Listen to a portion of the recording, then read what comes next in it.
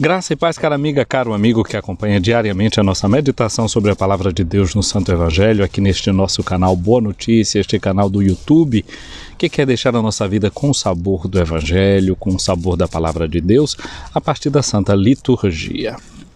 Nós estamos vivendo a segunda fase do tempo do Advento, que tem como objetivo a nossa preparação imediata para o tempo do Natal, que se centra na memória do nascimento de nosso Senhor Jesus Cristo.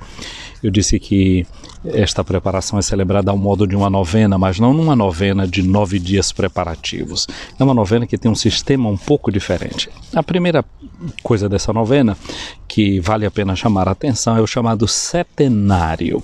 São os 7 dias com os quais nós vamos fazendo invocações ao Cristo a partir de títulos que a tradição foi dando para ele. Começamos com aquele título chamando Jesus de sabedoria, nós chamamos Jesus de chave de Davi, chamamos Jesus de sol nascente. Ontem nós clamávamos Jesus justamente com essa ideia de que ele é aquele que é a pedra angular, aquele que é o rei de todas as nações. E hoje nós chamamos Jesus com o título de Emanuel. Emanuel significa Deus está conosco. Mas presta bem atenção que se a gente está pensando na lógica dos 7 dias, na lógica setenária, a gente tem como ideia a semana. E o que é que Deus faz no último dia? Ele criou o homem. O 6º dia da preparação, ele criou o homem. No 7º dia, ele descansa, mas não apenas descansa. O Shabat, o sábado, é o 7º dia, significa repouso, mas a primeira coisa que Deus faz, ele contempla, e Deus vê que tudo o que ele fez foi bom. Ele já tinha confiado a face da terra ao ser humano criado por ele, viu que tudo era bom. Mas aqui há uma outra coisa. Deus, quando ele descansa da sua obra, quando ele conclui a sua criação, não significa dizer que ele abandona, que ele agora sai de férias e deixa o mundo por sua conta. Não, ele continua acompanhando os seres humanos.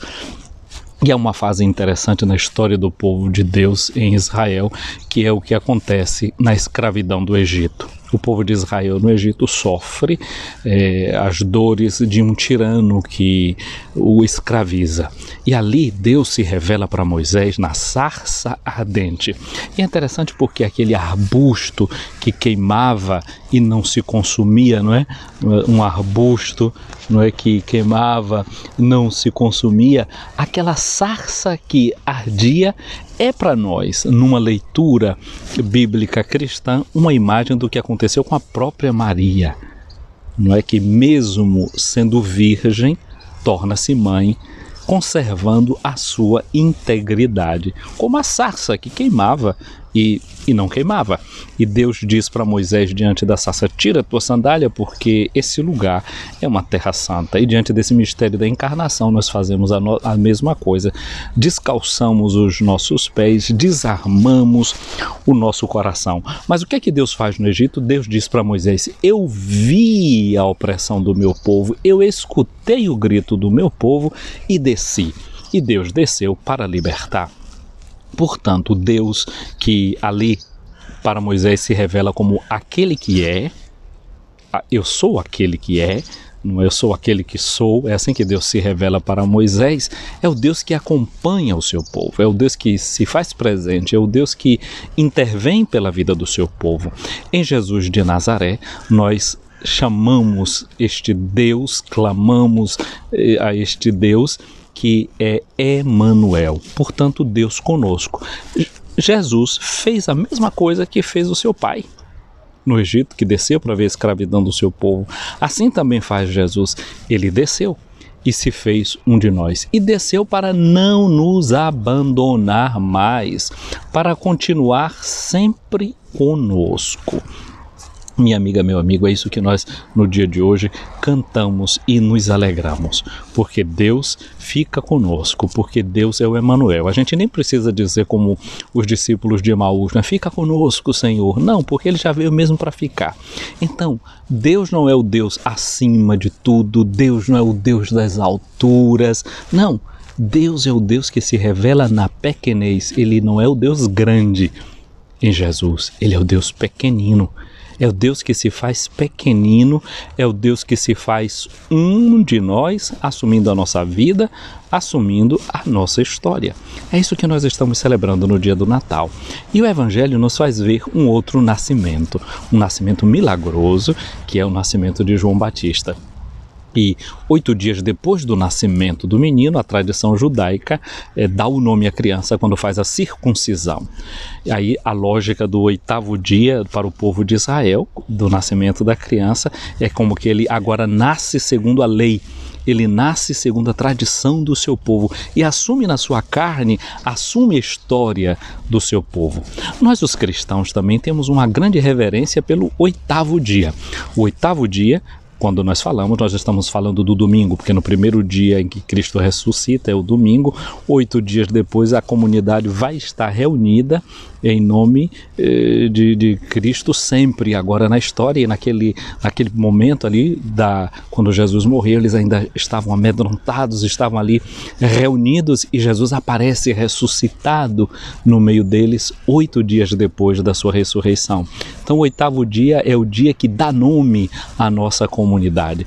E assim como o judeu foi marcado na sua carne, no 8º dia, Jesus, no 8º dia, mostra a sua carne marcada com os cravos a Tomé, a humanidade inteira, a igreja inteira. Então, para nós, são essas duas coisas que se unem, né, nesse mistério do 8º dia. E o Evangelho de hoje diz que do menino João, que recebeu esse nome, não é? João, queriam colocar o nome de Zacarias. Zacarias significa Deus se recorda. João significa Deus tem misericórdia, Deus faz a sua graça. Então, é isso que nós recordamos hoje. Deus é misericordioso, Deus realiza a sua graça em nossa vida. E depois que Zacarias escreveu na tabuinha, confirmando o nome do filho, que Isabel já tinha dito que deveria ser o nome da criança, São Lucas diz que a mão de Deus estava com aquele menino e todos perguntavam: o que é que vai ser dele? Minha amiga, meu amigo, nós também muitas vezes perguntamos, né, o que é que vai ser de nós? O que é que vai ser da nossa vida? O que é que vai ser da nossa história? Nós temos somente uma resposta para dar. Nós sabemos que a mão de Deus está com a gente.